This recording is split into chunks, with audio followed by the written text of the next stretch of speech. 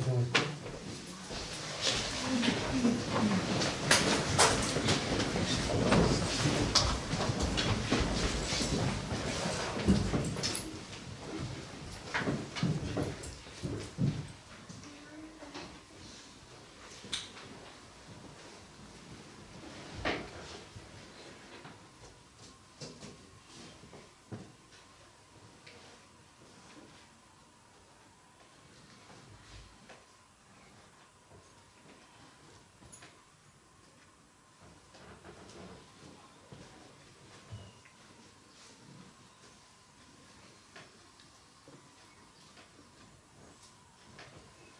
Amen.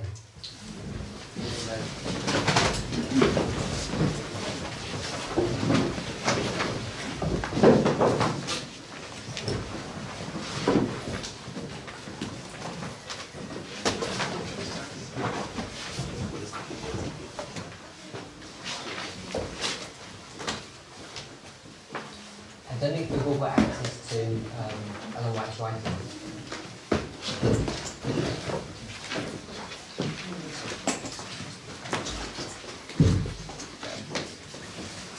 Does anybody not have access?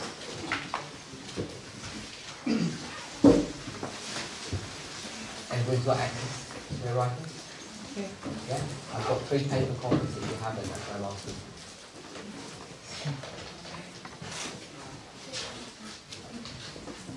But one more if somebody needs.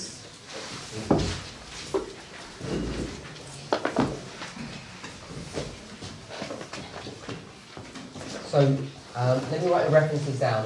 You can make a note of them. Testimonies to Ministers, page 114, beginning at paragraph 3. Review and Herald, October 13, 1904, paragraph 3 and onwards. Then 10 manuscript releases, page 314, paragraph 2.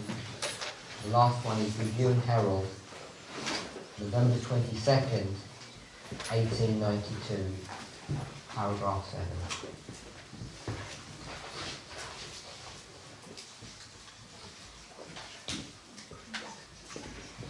First one, Testimony to Ministers, page 114, paragraph 3. Most of these are passages that we're all familiar with, that we all understand relatively well. When the books of Daniel and Revelation are better understood, believers will have an entirely different religious experience. They will be given such glimpses of the open gates of heaven that heart and mind will be impressed with the character that all must develop in order to realize the blessedness which is to be the reward of the pure in heart. The Lord will bless all who seek humbly and meekly to understand that which is revealed in the Revelation. This book contains so much that is large with immortality and full of glory that all who read and search it earnestly receive the blessing to those that hear the words of this prophecy and keep those things which are written therein. One thing will certainly be understood from the study of Revelation, that the connection between God and his people is close and decided. So she speaks here about the connection between the books of Daniel and Revelation, and when they're better understood, what does she promise? So we have some level of interaction here. An entirely different religious experience. And we understand that entirely different religious experience is brought to view in Ezekiel 37. So in Ezekiel 37, it speaks about 3 steps before the joining of the 2 sticks. So the first step is a prophesying where the dry bones are in a valley. Then the second step is a prophesying to the 4 winds. And the third step is his coming out of the graves in preparation of the 2 sticks being joined together. So this altogether different religious experience is taking dry bones and turning them into living beings who eventually become an army.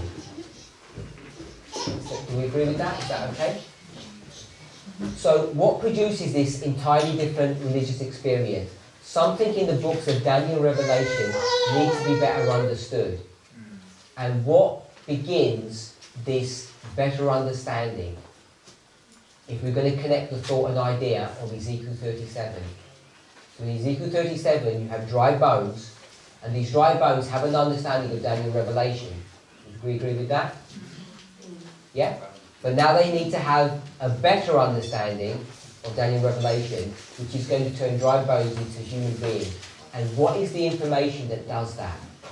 Prophecy. It's a prophecy, but which prophecy? Daniel 11, verse 40, part B. Daniel 11:40 part B is what? The king of the north comes against the king of the south.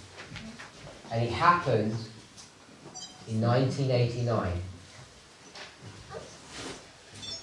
And it's an understanding of this, which is the beginning of the last 6 verses, 40 to 45, that does what?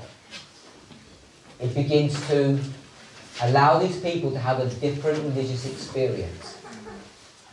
So there's some information that's now going to be unlocked in the book of Daniel.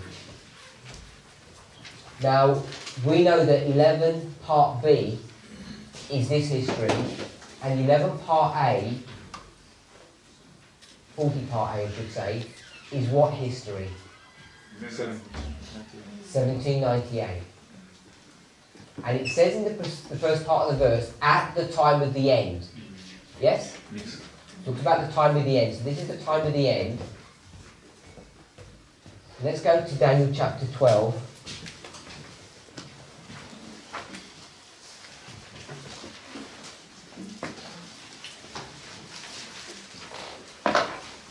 Which verse would we go to?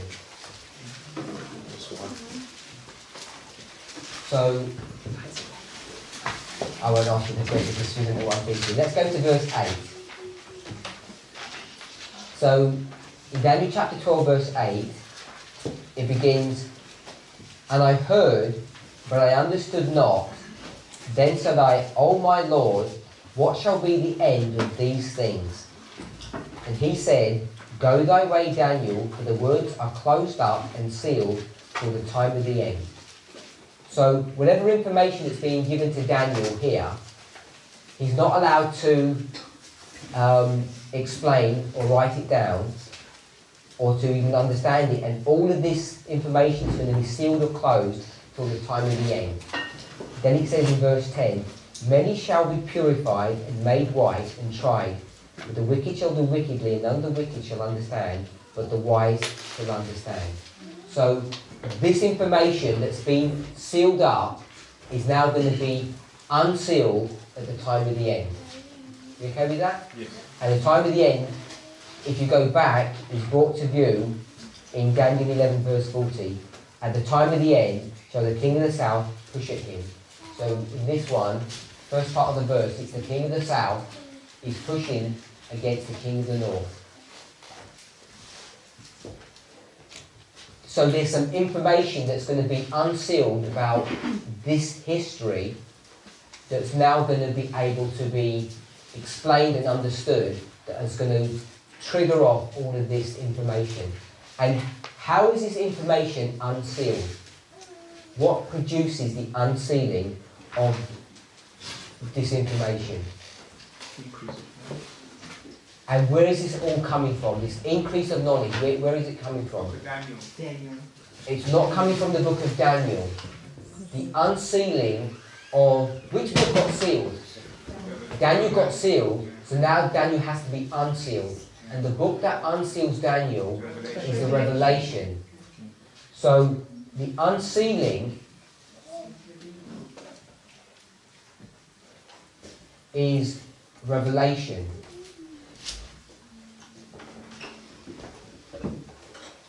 So what part of the revelation would be unsealing the book of Daniel that's already been sealed up? So we have a clue in verse 10. Now, we don't have time to go to all the passages to verify this, but most of us are familiar. We read verses 8, 9 and 10. It says, I'll read verse 9 again. And he said, Go thy way, Daniel, for the words are closed up and sealed till the time of the end. So at the time of the end here, and then we're going to read verse 10. So I'm going to add some of my own words here. Verse 9.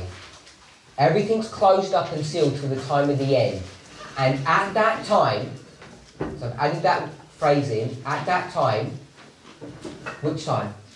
At the time of the end, many, now read verse 10, shall be purified, made white, and tried.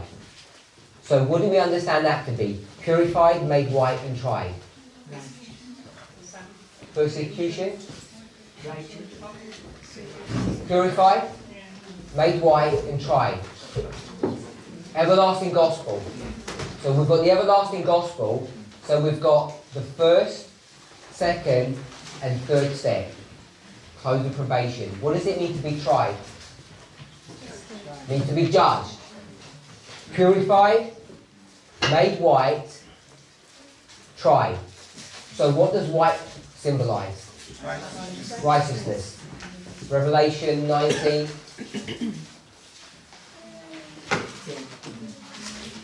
You know the verse?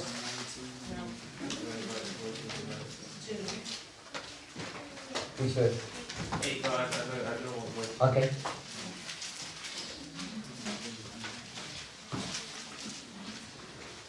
Verse 8.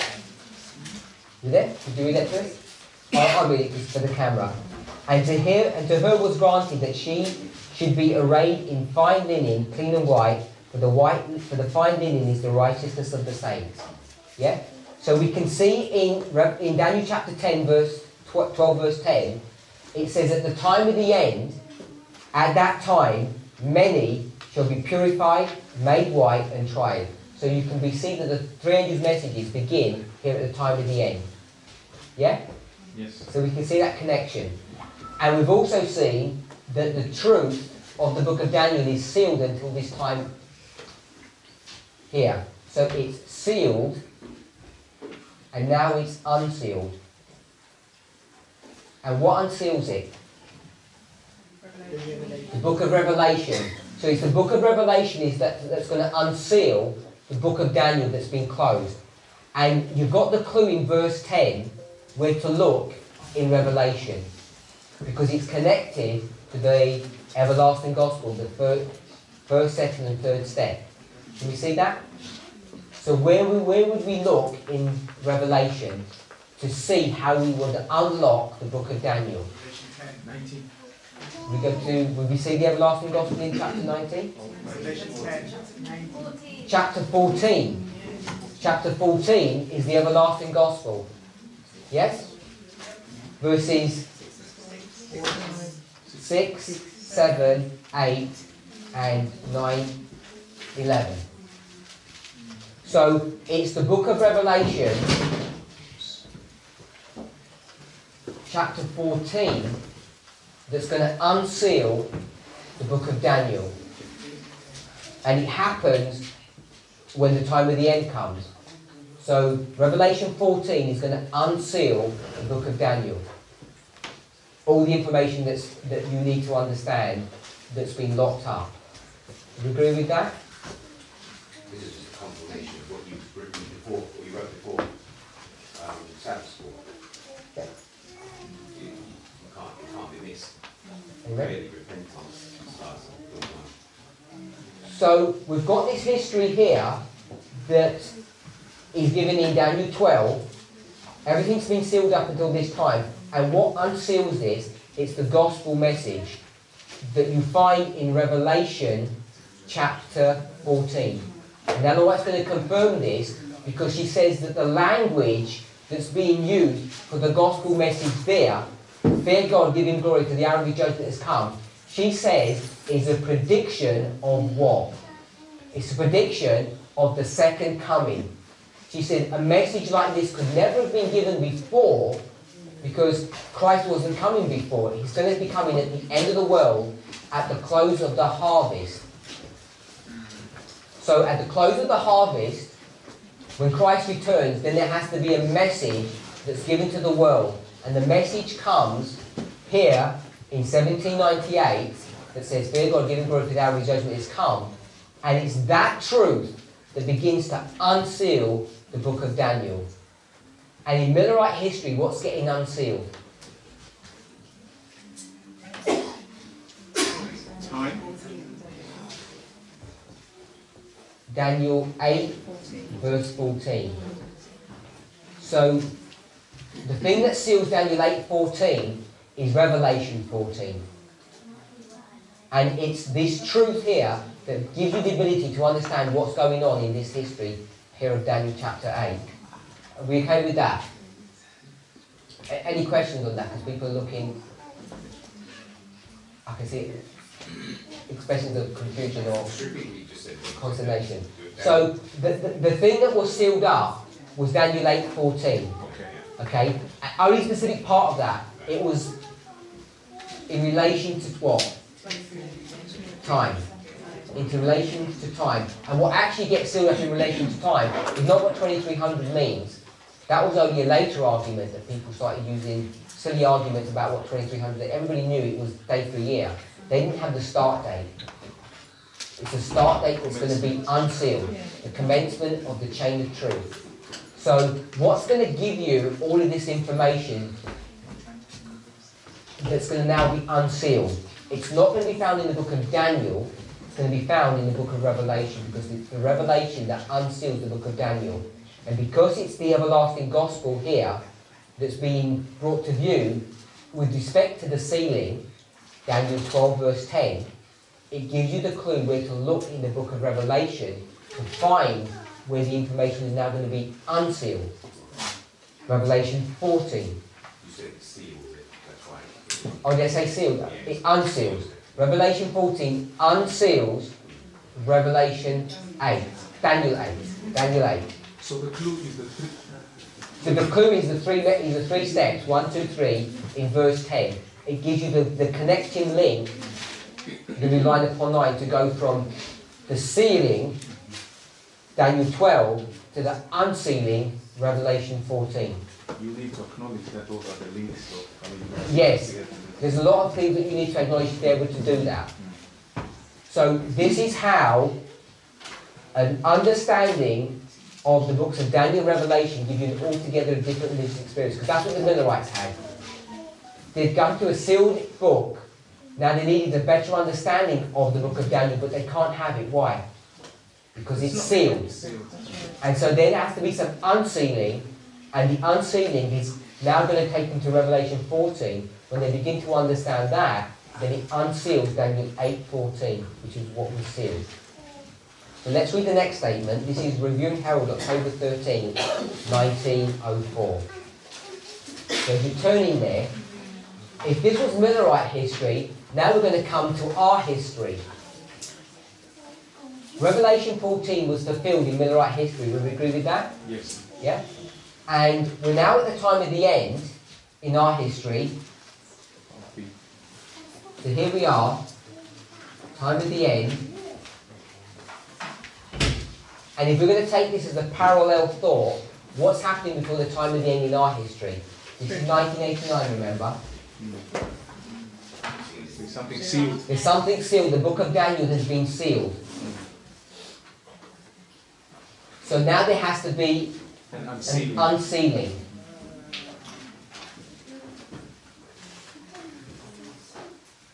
And what's going to drive that unsealing? It's going to be from the book of Revelation, and it's going to be the everlasting gospel. So the everlasting gospel is going to unlock whatever's been sealed here. And what has been sealed? It's these last 6 verses. Daniel 11, 40 to 45. I put B there, but you need A and B. So what's going to unseal this? The first, second, and the third angel's messages. Then you're going to get to the close of probation. And which chapter is this all found in? Revelation 14. So Revelation 14 is going to be unpackaged again. So that's, are we there now? Reviewing Herald, October 13th, 1904. Quick question. You see where you have the seal it established in Daniel 8:14. There's the sealing that's spoken of where the Lord says to Daniel, seal up the book. Is that sealing applicable to both 1798 and 1989? Because at some point, if it wasn't sealed before, it had to be sealed before, didn't it? So the book of Daniel, a number of things were sealed. One component was Daniel 8, that was sealed, and also the last portion of Daniel 11 was sealed. This was sealed and unsealed in Millerite history. This had been sealed at the same time period that the book was written, but this becomes unsealed in 1989. It wasn't unsealed here. So if you go back to the Millerites and see how they understand Daniel 11 verse 40 to 45, it's not done very well. They don't understand those last 6 verses. They're making many mistakes. So you know it was still sealed to them. It had never been unsealed. They don't have clarity on what that chapter, on those 6 verses are saying. It's only been unsealed in our history. So if we're here reviewing Herald October 13, let's read that.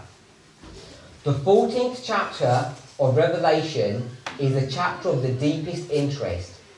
This scripture will soon be understood in all its bearings. What date is this? 1904. Okay, they've already experienced Revelation 14 here. 60 years ago. In fact, if you go back to the beginning, it was 60 years ago, it was 106 years ago. So 106 years before this was even written, Revelation 14 is already being unpackaged. Does that make sense? This is 46 years, Millerite history, so it's 106 down to 60 years. Revelation 14 has already been understood, because Revelation 14 is going to do what for you? Unseal the book of Daniel. But now she's saying here in 1904, Revelation 14 is soon going to be understood in all its bearings. So it still needs to unlock some more things. So Revelation 14 hasn't been completely exhausted in its work. So you can guess what's going to happen here. Revelation 14 needs to be understood properly in this history to do what? To unlock or unseal the last 6 verses of Daniel 11 now. And now she's going to tell us how Revelation 14 is going to be understood in all its bearings. Because how do you go about doing that? We've gone from 1844 all the way through Adventist history, and we thought we understood Revelation 14. And she's apparently saying, you haven't. From 1844 to 1904, it's 60 years, and they still haven't understood Revelation 14 properly in all of its bearings. So it still has some work to go. So, does that make sense? Yes, it does. But the sealing of both the last 6 verses in Daniel 8:14 is pronounced in Daniel 12. So that same seal applies to both. Yes. Periods. Okay. It wasn't unsealed at some time and then resealed. Yeah. It was sealed when Daniel was written. The unsealing of Daniel 8 happened here. So there's a progressive unsealing, and then it was further unsealed, Daniel 11. The 14th chapter of Revelation is a chapter of deepest interest. This scripture will soon be understood in all its bearings, and the messages given to John the Revelator will be repeated with distinct utterance. So, what was the messages that were given to John? Revelation 14. And now, in the future, they're going to be repeated, Millerite history, now they're going to be repeated in the future history with distinct utterance. What does the distinct utterance mean? What is an utterance? Clear voice. Well, just a clear voice. A distinct utterance is a clear voice. Yeah? the certain sound. Now Revelation 14 is going to be explained and clearly understood. And now she's going to tell you in the next paragraph how that happens. The prophecies in the 18th of Revelation will soon be fulfilled. During the proclamation of the third angel's message, another angel is to come down from heaven having great power. So we'll just stop there. So this understanding in all the bearing of Revelation 14, it's repeat with distinct utterance. How is that going to be produced? What produces that? Revelation 18. So it's Revelation 18 that's now going to make Revelation 14 so clear that it's going to do what? It's going to unseal Daniel 11 verses 40 to 45. So this is why we teach that Revelation 18 is so important. Because Revelation 18 is going to help explain Revelation 14 in such a way that it all becomes clear. 18 is going to explain 14, so it all becomes very, very clear what's happening. You said it's going to be repeated after Revelation 18. You said after it's sealed and unsealed is 1989. So it's been sealed all the way back for thousands of years. Now it's unsealed. And what unsealed the book of Daniel? It's the everlasting gospel. The everlasting gospel is Revelation 14. So Revelation 14 will unseal Daniel. But we haven't understood Revelation 14 in all of its bearings. Because it says during the third angel's message. So the third angel's message is still being proclaimed. So during the third angel's message, which began here, and is began for 60 years in here, sometime, so let's put it this way, 1798 to 1844, the third angel's message has been running through history, and she says, somewhere in this history, Revelation 18 is going to come down and do what? And give more clarity. It's going to give more clarity to what? Revelation 14. To Revelation 14, Which is not.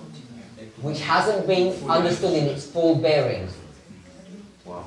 So when she says this, now she connects it during the proclamation of the third angel's message. So you've got the third angel's message running through here, which is Revelation 14, verses 9 to 11. Then this angel's going to come down, and when it comes down, it's going to clarify what Revelation 14 is all about. Because if you don't understand Revelation 14, you can't unlock Daniel 11. So God already anticipated, the incomplete understanding of Revelation 14, so supplied 18 already in advance. Yes. So Revelation 14 is fully understood here for the purposes of Millerite history. But there's more to be understood about Revelation 14 for a future history when the third angel's message is being promulgated. But how can you find out the things that the Millerites didn't understand about 14? How do you find out what the bits they missed, if you like? It's Revelation 18 that's going to clarify that. So we stopped halfway through the verse. It says, during the proclamation of the third angel's message, another angel is come down from heaven having great power, and the earth is to be lightened with his glory. So this is definitely Revelation 18 language, verse 1. The Spirit of the Lord will so graciously bless consecrated human instrumentalities that men, women and children will open their lips in praise and thanksgiving, filling the earth with the knowledge of God and with his unsurpassed glory as the waters covered the sea. So when is God going to have consecrated human instrumentalities? When does he have consecrated human instrumentalities in this history here, where Daniel 40-45 is now being unsealed? It's the time of the end. Verse 40 is going to be unsealed here. Revelation 14 will unseal this in connection with Revelation 18. Where does he have consecrated human instrumentalities? As the waters cover the sea. Where? Some people had different answers.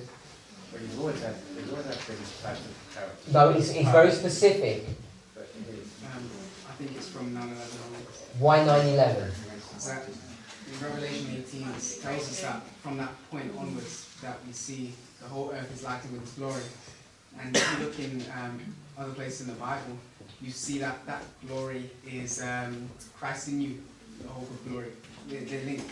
So for Christ to be in us, we must be righteous. Okay, so it says, consecrated human instrumentalities. So how many people is that talking about? Multiple. Multiple people. Yeah.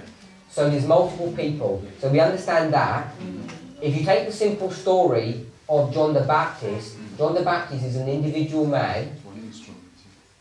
And then when Christ takes over, what does it suddenly become? Instrumentalities. It becomes multiple people. At the very beginning, he picks up 5 disciples almost instantaneously, straight away. So it becomes from a singular man to instrumentalities. So you know it's not the time of the end that it's dealing with. It's dealing with a further history, and it says consecrated. So where are you consecrated? What does consecration mean? Set apart. Set apart for holy use. So this is sanctification. Yeah, and sanctification we saw is 9/11. So here it's at 9/11. So let's read that bit again. It says, prophecies of the 18 of Revelation will soon be fulfilled through the proclamation of the third angel's message. And it says, another angel is going to come down and the earth will light with his glory. The Spirit of the Lord will so graciously bless consecrated human instrumentalities, 9/11, that men and women and children will open lips in praise and thanksgiving, and they will fill the earth with the knowledge of God, with His unsurpassed glory, as the waters cover the sea. So this glory that's coming here, what is it? According to what we just read. Consecration. Filling the earth with the knowledge of God and with His unsurpassed glory, as the waters cover the sea. So this is,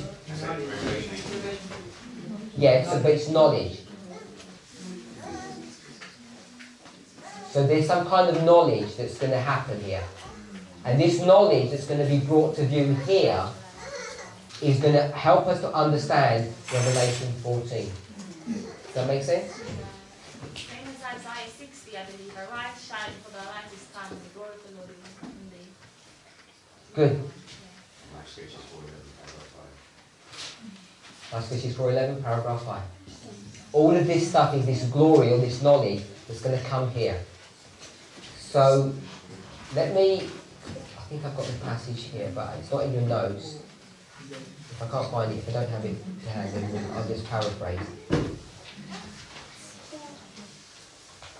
Okay, this is Early Writings 277.1. It's not in your paper notes. Early Writings 277.1. We want to know that this Revelation 18 angel, how it goes about unpackaging Revelation 14. Early Writings 277.1. Are you there? I saw angels hurrying to and fro in heaven, descending to the earth and again ascending to heaven, preparing for the fulfillment of some important event.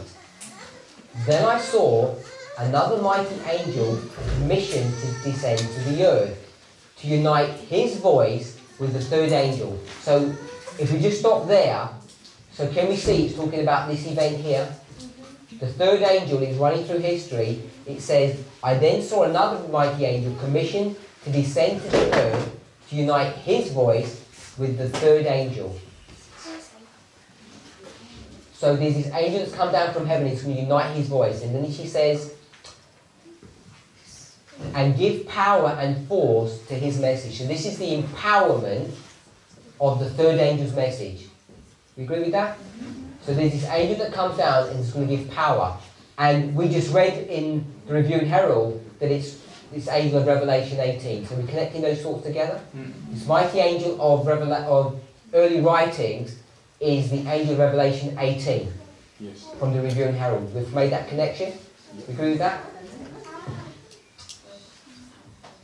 great power and glory were imparted to the angel. So it says great power and glory were imparted. Which angel is this one? The third. Great powers interfered. As he descended to the earth. 18. It's the 18th angel. 18. Okay, it's that angel. He's got great glory and great power and glory were given to him. To impart something is to give it to him. Okay. So the Godhead Jesus, however we want to understand that, gives great power and glory to this angel. So when he comes down, he's going to do what? He's going to lighten the whole earth. And as he descended, the earth was lightened with his glory. The light which attended this angel, and what is the light that we just said? This glory is this knowledge, this new information that he's going to bring down. What is this information that he's going to give to us? In the context of what we understand. It's going to be the explanation or the further development of Revelation 14. He's going to explain Revelation 14 for us at the end of the world.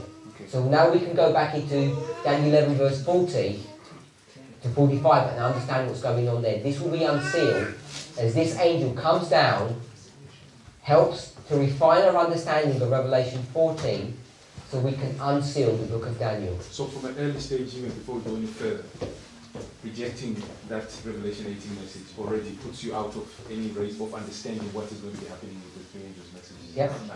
You can't understand the everlasting gospel if you reject this angel. You can't understand it. If you can't understand that, then you can't understand verses 40 to 45. If you don't understand 40 to 45, 12:1 says, at that time. So you're already stuck. You're in big problems. The light which attended this angel penetrated everywhere. So the penetration of the light everywhere, it says in the Review Herald article, filling the earth with the knowledge of God and with his unsurpassed glory as the waters covered the sea. The waters covered the sea, the light penetrated everywhere. As he cried mightily with a strong voice, Babylon the Great is fallen, and has become the habitation of devils and the hold of every foul spirit, and the cage of every unclean, hateful bird. So, what angel is this that's coming down? Revelation 18. He cries, Babylon the Great is fallen. What angel is that? Second. So it's the second angel's message, isn't it? Yeah. The second angel's message. So this angel here is what angel? The second angel's message. I'll take the message out. It's the second angel. So what happens to empower the third angel? It's the second angel that does the empowering. Can we see that? The second angel empowers the third angel. You can see Revelation 18 actually does give extra information. And the extra information that it gives, it says that it's now full or complete. And she's going to say this now, I think. She says, the message of the fall of Babylon, as given in the second angel, is repeated with the additional mention of the corruptions which have been entering the churches since 1844. The message of the fall of Babylon, as given by the second angel, is repeated with the additional mention of the corruptions which have been entering the churches since 1844. The work of this angel comes in at the right time to join in the last great work of the third angel's message as it swells to a loud cry. And the people of God are thus prepared to stand in the hour of temptation. The hour of temptation is when? Over here? No. So we'll just say out here without being specific of what the hour of temptation is. So some people are going to say Sunday, or some people may have a different answer. They might be midnight cry. So we'll just say it's to help you to prepare for this stage. It comes in at the right time. So when would the right time be? Would it be to come in here or before? Before.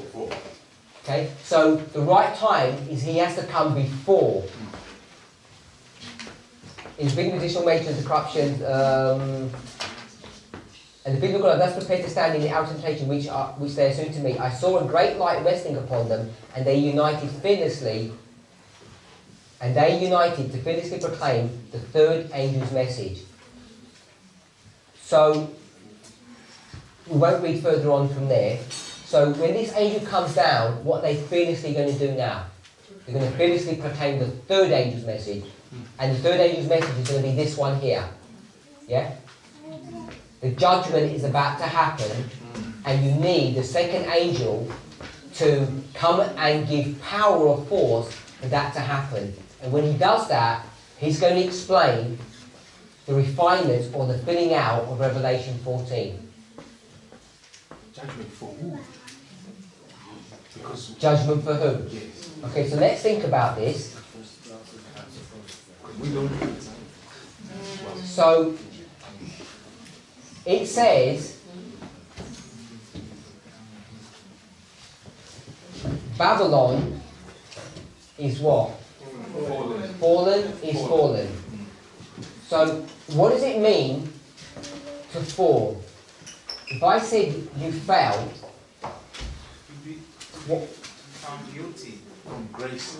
No, don't spiritualize it. I'm just asking if you fell. I'm on the floor. Right? So, if you fell, you lost your. If you lost your footing, what does it mean you had? You had your. You had your footing. So you had your footing, and then you lost your footing, and you fell. So that must mean you were standing before. So you were standing here, and then you lost your footing, and then you fell. And so here you are on the ground, fallen. Okay? Does that make sense? Yes. So let's look at this then. We'll begin at the flood. We're at the flood, and something's been created. Everybody knows this is yet? Yeah. This is Babel. And Babel is the precursor of Babylon. Yes, Babylon. That's where Babylon comes from. Babylon means Babel, confusion. So here's Babylon. And this construction, a little city and a state, but the main thing that's being constructed is they want to get everybody together. Yeah? They want to get everybody all together in one place, doing one thing, a common project. So to do that, you have to get some people who are the boss or a dictator and say everybody has to come together. So this here is a symbol of government. And what is government? Nope. Kings, rulers, and government are symbolized as the dragon power. So this is the dragon. So when we think about falling and we think about standing and now you're fallen, this man who's standing, we could say he was upright. And now we can spiritualize this. So if you're upright, what's your condition? You're righteous. And if you've fallen, you've done some sin. Yeah? And so then, in us, we were righteous yesterday, you did some sin, then you ask for forgiveness, you're forgiven, and then what happens? You're upright again. Okay? So the question is, in its very design, did this dragon power ever fall? Some people say yes, and some people say no. So let me ask the question a different way. I want to ask it a different way then. Was this power ever upright? No. It was never upright, so did it ever fall? We've already defined it here. We've already defined it here. If to fall means you must have been upright, so I'm asking, was this ever upright? Okay, we've got lots of things.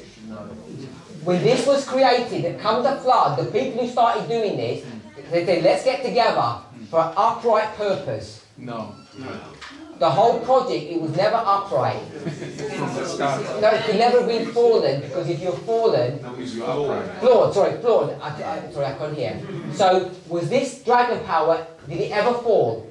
No. So this is not fallen. You okay with that?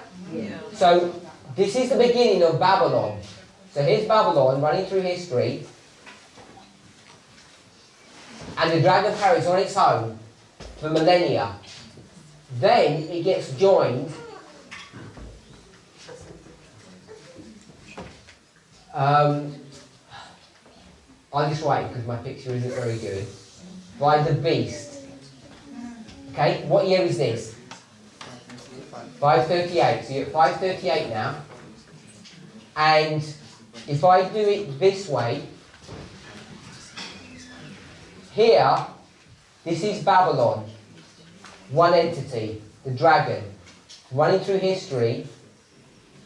And here, what joins it? The beast.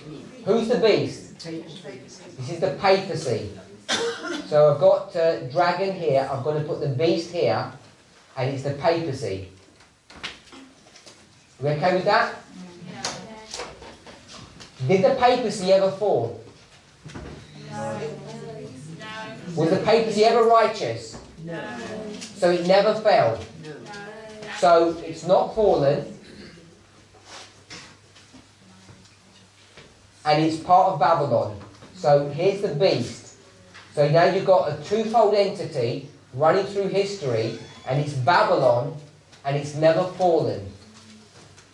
You okay with that? So let's go to 1798. What happened in 1798? Deadly wound. So you've got the deadly wound.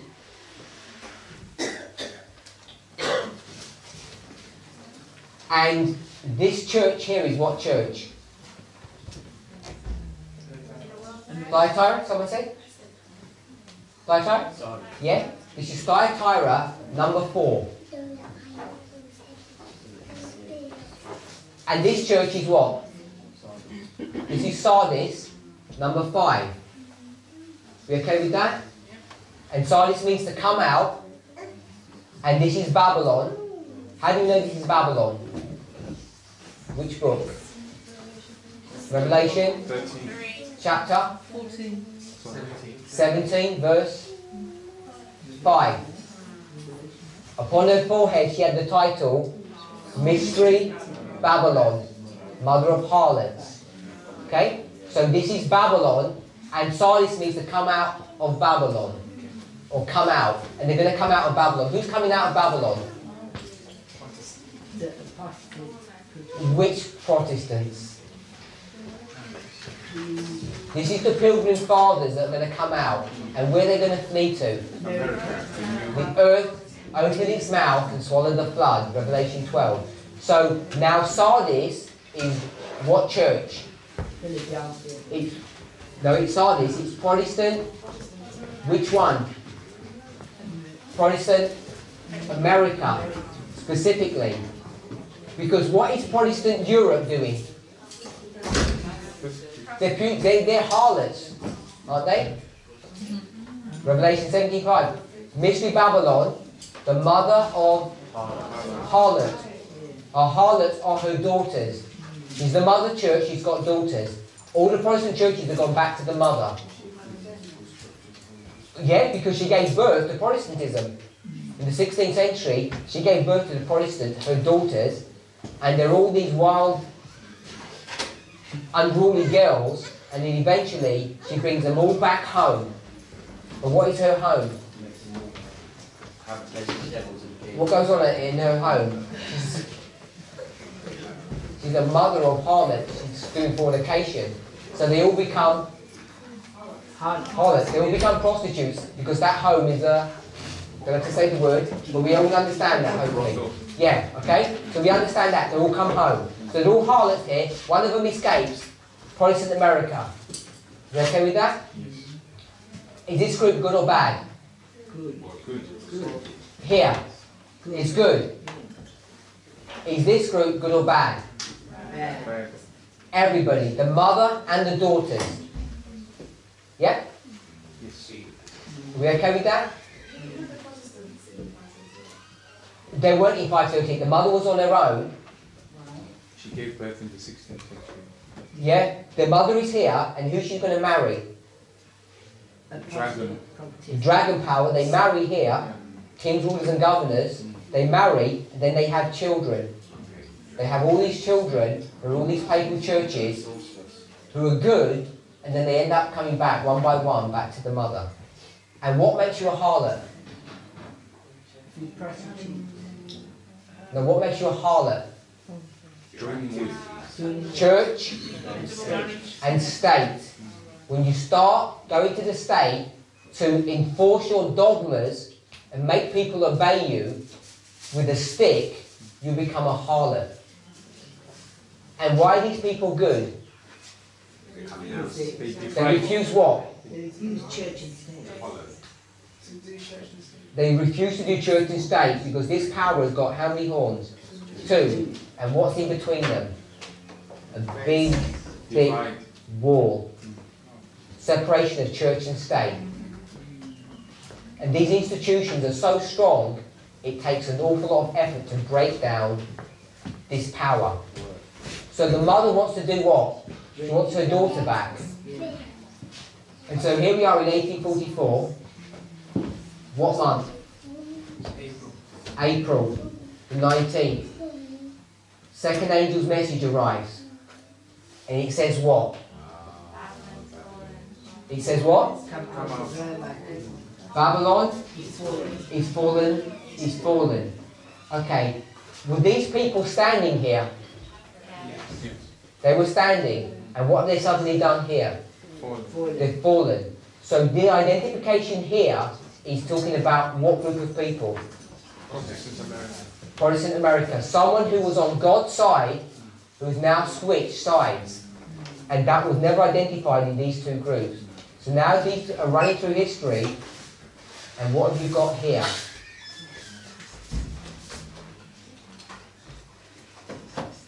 This is, I'll put the false prophet, because that's how we normally understand it. Revelation 16 verse 3. The threefold union is already here. So the two are joined by the third, by the fallen. So what marks Revelation 14 verse 8 is what? The fall of a group of people who were originally on God's side. Yep? Is that it? Babylon is fallen here. The second angel's message, second angel's message here. This statement that Babylon is fallen is identifying that there's a group of people who were once on God's side and now have done what? Moved over and switched sides. So how could Babylon have fallen then? If they haven't fallen? Because now this statement here It's not right. is now using code word symbology to identify the fall of this last people. It's talking about Babylon is complete at one level, but it's not talking about the fall. If you take the word falling, because to fall you have to have been righteous before, and these groups are never righteous. It's identifying a specific group of people at a specific history that's now. And this information here helped unlock the Millerite history, the Millerite reform movement. Because once they got rid of all of these Protestant churches out of their midst in April, and this second angel has arrived, it's now going to bring light and power. And what does it start doing? It's the engine behind the empowerment of the second, which is the Midnight Cry movement, which takes us to the third. So this angel, when it comes down, it's the one that empowers the movement to understand when the judgment's going to happen in 1844. Because the empowerment of the first angel, I haven't got it, I've rubbed it out. The empowerment of the first doesn't give you the date, doesn't give you when the third angel message is going to arrive. It's the second, and its empowerment that does all of that. So the second angel begins to do a number of things. It marks the falling away of God's people. It marks the empowerment of the message that's now going to give you time of when Christ is about to return. He's going to cleanse the sanctuary, Daniel 8:14. It's the second angel that begins to do that work. And it also marks the beginning of the church triumphant in that history. Because now you've got a separation that's gone on. So is the separation coming together from that point, and from that point till now, it hasn't fully been completely separated? I'm actually just getting that history and just isolating that on its own and see how it impacts us in our history. Have I answered your question? Kind of, but was it separated then? Was church and state separated then, or had it come together for it to... Oh no, it was still fully separated because, not fully separated, it was still separated to a level. What gets taken out is this horn becomes part of Babylon, the Protestant horn. And this is a horn of republicanism. And what we're going to see is, as we come into our history, how it gets fully brought down the whole thing. But I want to mark here that the second angel's message, we just said, did three things. What's the three things that it did? The fall of Protestantism. Okay, so it marks, I call the separation or the fall of the Protestant churches. What else did it do? It tells you Time. It tells you when Daniel 8:14 is going to happen. So it opens up Daniel 8:14. We know that the empowerment needs to happen for that, but Daniel 8:14 is now going to be understood and explained with this message. And we said one more. Marks the beginning of The beginning of the church triumphant.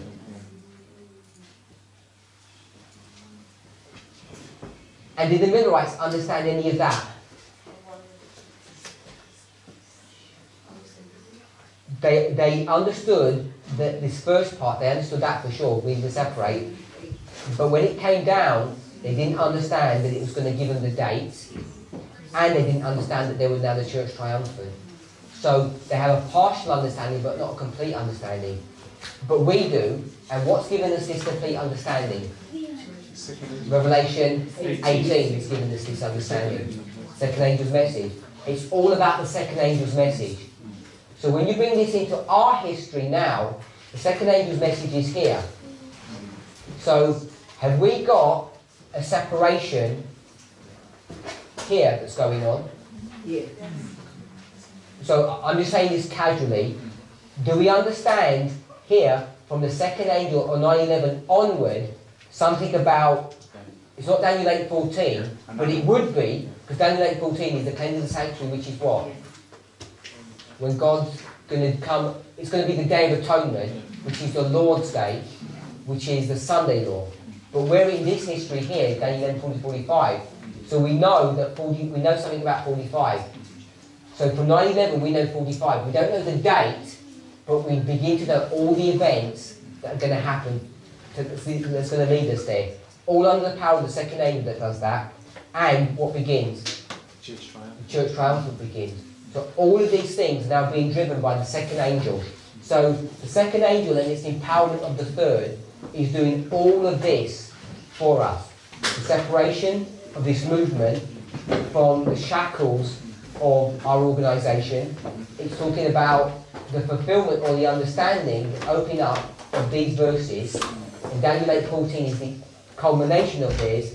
Daniel 8:45 is the culmination of ours. And it marks the beginning of the church triumphant. So it's the second angel's message that really begins to unpackage or bring power and force to the third angel's message. Without the second angel, we don't have a message. Now in our movement, when we talk about the second angel, we begin to unpackage that and refine that. Usually what we normally talk about is fractals and other ways of looking at this issue, because then we're going to have a first, second and third. But we mustn't get confused about these things.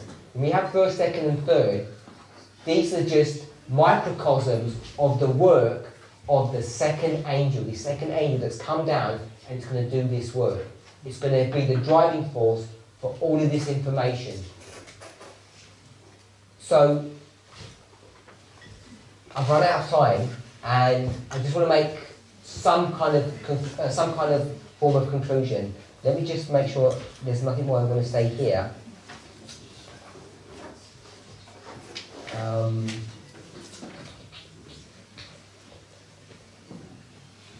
Okay, I've given you notes. There's much to read in that, but we haven't had time to go through it. But what I want to say is this: if it's all about the second angel's message, let me ask you this then.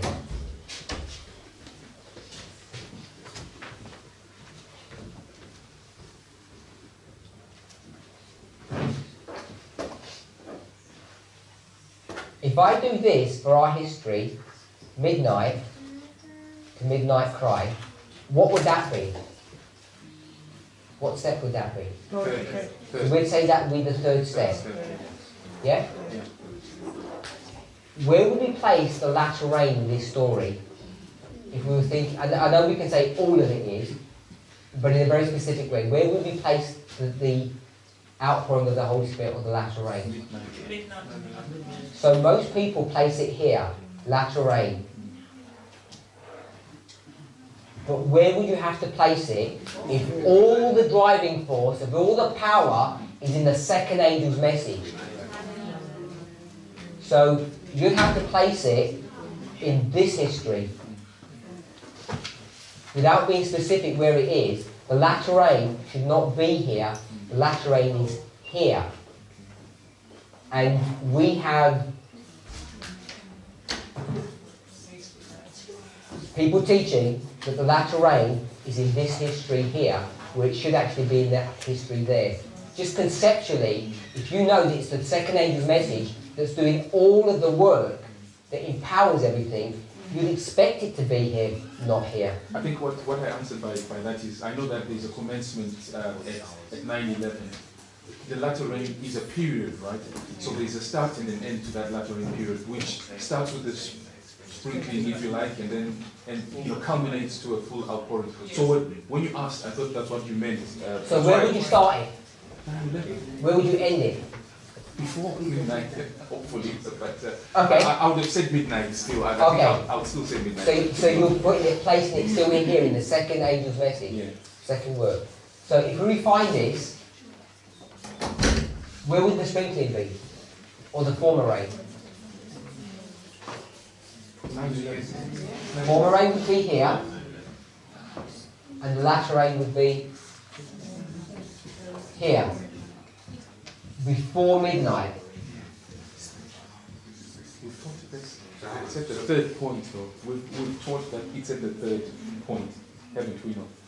Have we not? When you look at that text, the quote 4:11 paragraph 1, the Dwight talks about the fulfillment of Revelation 18:1-3. The earth being filled with the glory of God. Isn't that the manifestation of the latter rain? So the latter rain and the former rain can be understood at different levels. That's what the former rain and the latter rain is. You say it come in the first month, or you say Because Ellen White will talk about Pentecost here, Yes. and if I say generically the second advent, and if I put here the time of the end, she would talk about this being the former rain, and she'd talk about this being the latter rain. So we're in the time period of the latter rain. All of this is all latter rain when you talk about this as being the former. Yeah. okay, yeah, I But, understand. but the latter rain Because the latter- has its own components to it. It began to 1844, isn't it? The latter rain. Which is why I say the latter rain began before. I don't think in 1844. 1888 it did. In 1888 it did, but not in 1844. But it's the whole point of the latter rain is to ripen the crop ready for harvest. So where would you place harvest? Midnight. So here we place the harvest. So the harvest is here, but the latter rain must be before the harvest. Precede, yeah.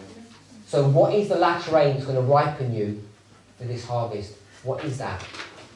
I understand in Revelation 14. So it must be some information. Yeah? It must be some light and prophecy. And Anything else? it must also be the same, it must give more clarity to what was already been given at the beginning. So it's more clarity in what's been given at the beginning. Yes. Distinct information. So what information is here that we said earlier? King of the North and the King of the South. So what would be here? King of the South and King of the North. So it's the same dynamic. It's the issue of the King of the South and the King of the North. There's some information that needs to be given here that this latter rain is going to explain before the event.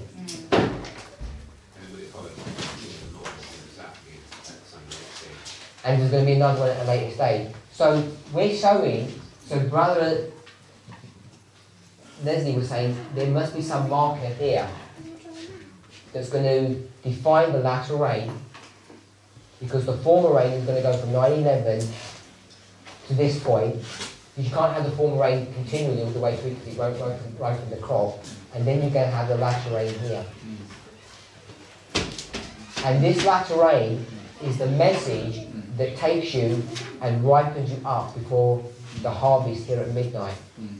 So there must be some truth, some light that's happening in this history that just precedes midnight cry, the harvest period.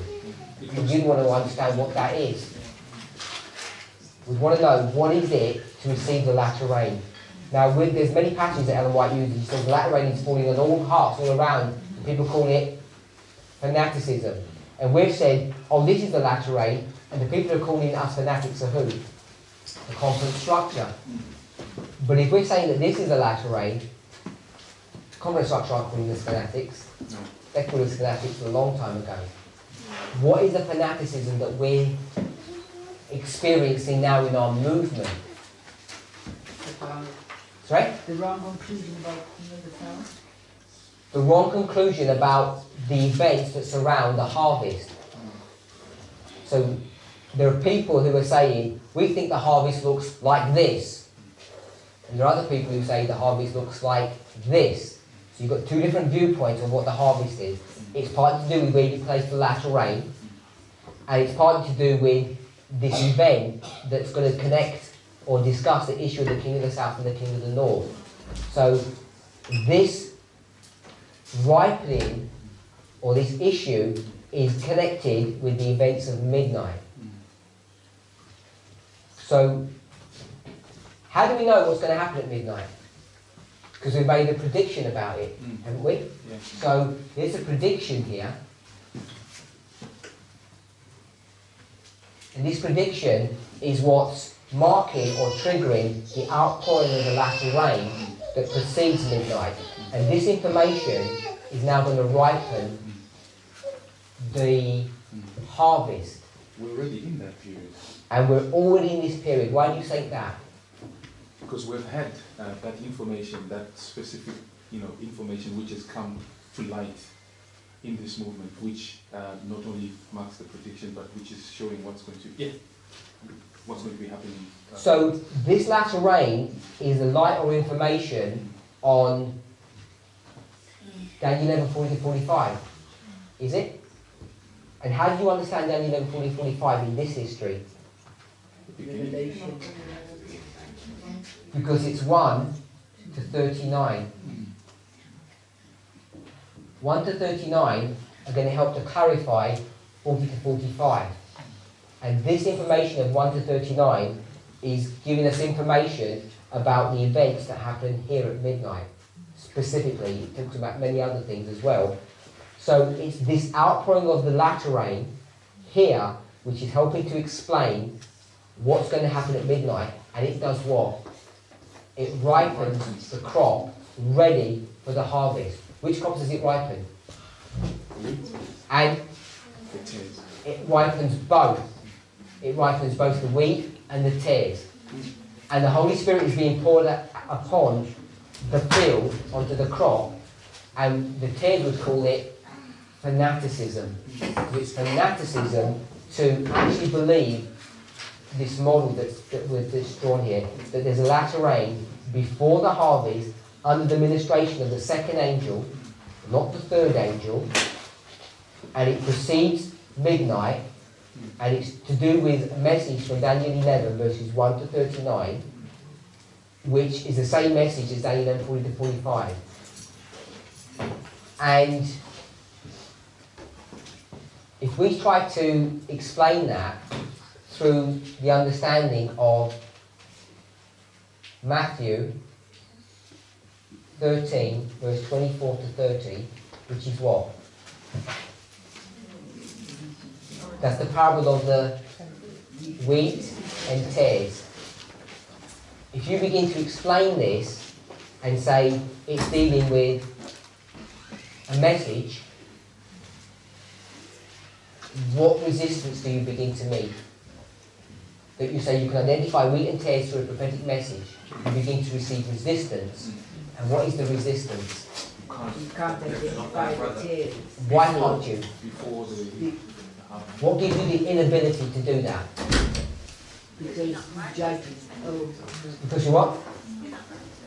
Because you're not righteous, and who can read the heart of anybody or the morality of someone? No one knows the morality of another person. So what you do is, in the midst of all of this light, you begin to say you can't even identify what the true message is, whether it's from the wheat or the tares, because you don't know who wheat and tares are anymore, because it's gone back to a moral gospel, which is where we started our studies this morning, about the issue of it being morality, not prophecy. So you can begin to see, hopefully, the introduction of the morality that's being discussed in our movement now. It's all to do with this prediction that happens before midnight. The outpouring of the latter rain has already begun, and it's to ripen the crop before harvest. By the way, what does harvest mean? binding up. Let me ask you the question. If I had this, and I had this is my tractor with a plough, which one would be the harvest? Would it be the tractor that collects all the stuff, that cuts and binds and all that and does all that? Would that be the harvest, or is that the harvest? that's one. I don't understand the distinction. The harvest is before the... Okay, the tool, I'm saying there's a man, okay, I'll do this, there's a man who's got a scythe in it, a sickle in his hand. Is this the harvest? The person who's going to... No, it's before. Okay, he's the harvest stuff, but he's going to do what? So that's what I mean, it's just a symbol. So is this a symbol of the harvest, or is this a symbol of the harvest? It has to be Yes, okay, I'm not trying to be finicky about which part of it is. I'm saying the man with the sickle, when he goes and does his job, is that the definition of what we understand harvest is? Yeah? The tractor's doing the same thing. So we're saying this is harvest. I'll put a tick for that one. Is that harvest? The field with lots of crops in it. It's just right for harvest. Yeah, it's right for the harvest, so you can do something. So is that harvest? Yes, that's ready for you. It should be no. The wheat's still hanging around. Yeah. Hasn't been cut yet. Hasn't been cut yet. It's all right, ready to be cut. Still tears in that. That's it. It's not the point I'm making. I want to say that this is the harvest, and this is the harvest. If you go back and check your grammar, harvest is a noun, and it's a verb. So you can say the harvest is ready for the harvest. Yes. The harvest is ready for the harvest. Let me ask you a question. If that's that field, and here there's a bag, you went from the bag to that. What's in the bag? Fruit. Seed. Is that the harvest? No. is, It is. it is, this is the harvest, dormant, because it's the same plants. The crops are the harvest. The harvest goes all the way through. What we're beginning to do is we're beginning to, I don't want to say manipulate in a malicious bad way, but we've got a misunderstanding of what harvest is. And when we go to Spirit Prophecy and we type in harvest, we're all focused that this is what the harvest is. But Ellen White talks equally that this is the harvest. And when you begin to see how she uses the word harvest in different places, you begin to see the validity of this. But if you isolate harvest to only this thing, you begin to misplace many things. So for instance, when she talks about the ripening of the harvest here, we're beginning to put this into the binding off period at the third step. But the harvest is here. The harvest, in fact, was from 9/11. This is all the harvest now. Correct? Yes. There are many misconceptions that are now being introduced into our movement, and we need to be really careful about how we're understanding things that are going on in our movement. This is not just things that are affecting the UK, this is things that are affecting the world field. There are misunderstandings that have been introduced because we haven't seen things correctly, and it's causing a shaking in our movement. And this shaking is affecting our fellowships even here in the UK. I know that sounds like it's new what you're saying, but really, if we go back to this morning Sabbath school, if we're marking that there is sanctification starting at 9/11, surely the husbandman is free to harvest at any time from 9/11, because we're saying that there's already been a sanctification there, so he can harvest at any point.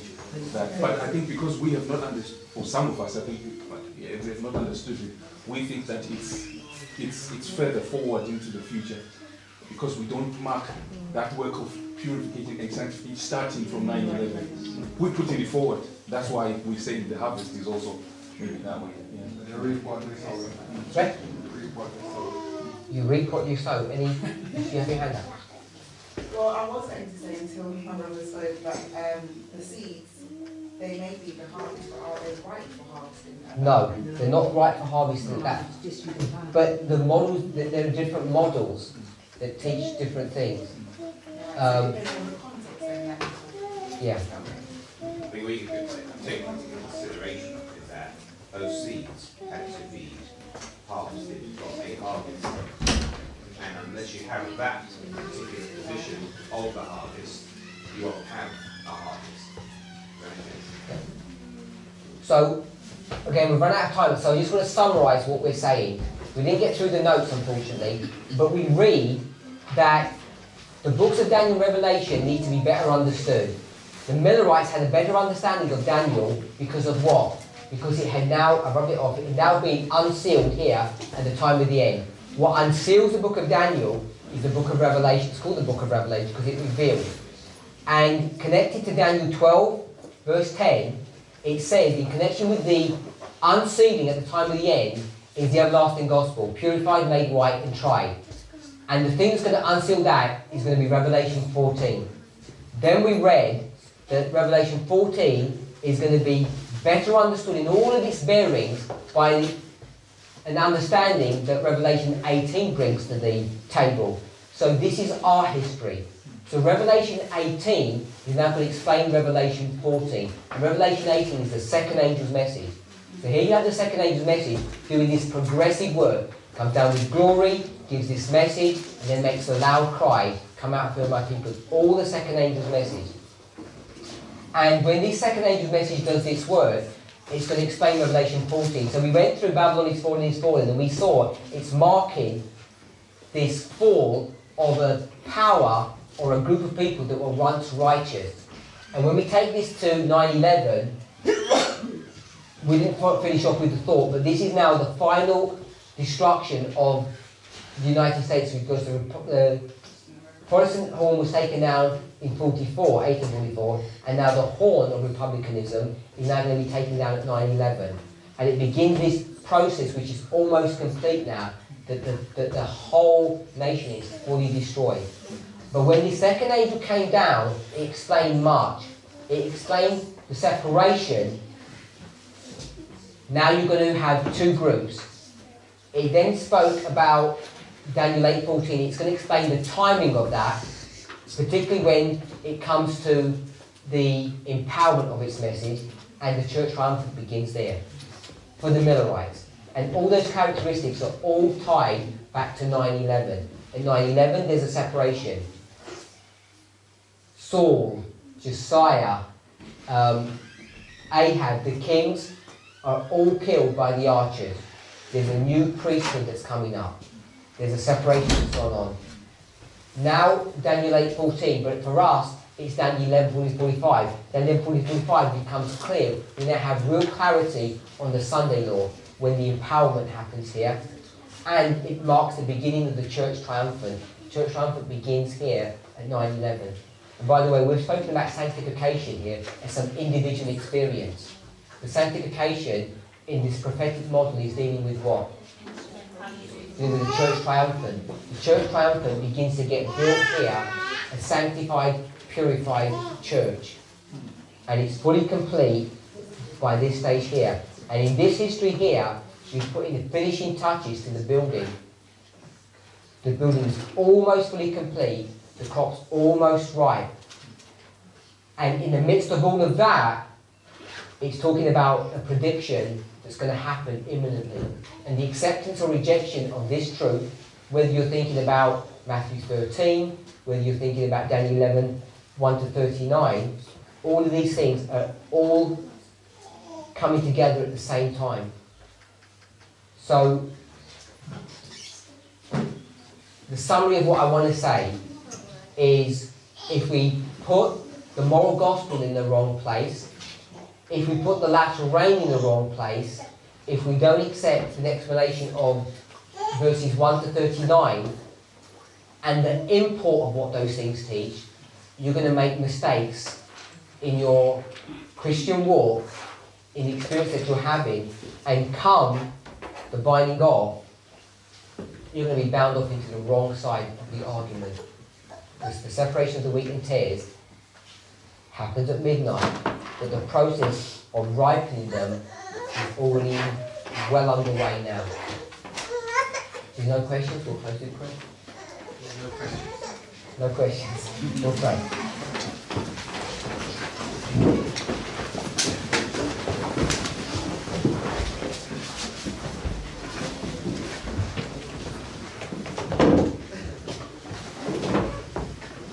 Heavenly Father, we want to thank you for your goodness and mercy. We ask and pray, Lord, that you would give us wisdom, that we might understand in a clearer way the sequence of events, the implications of those events, and what they mean to us in our walk with you. Lord, we already know tremendous events are happening outside in the world. We already are aware that there's a shaking in our movement. There are different things that are being discussed, and we want to ask for wisdom. We want to ask, Lord, that you would be with us, that you would guide us, that we might individually make the right decisions and the right choices.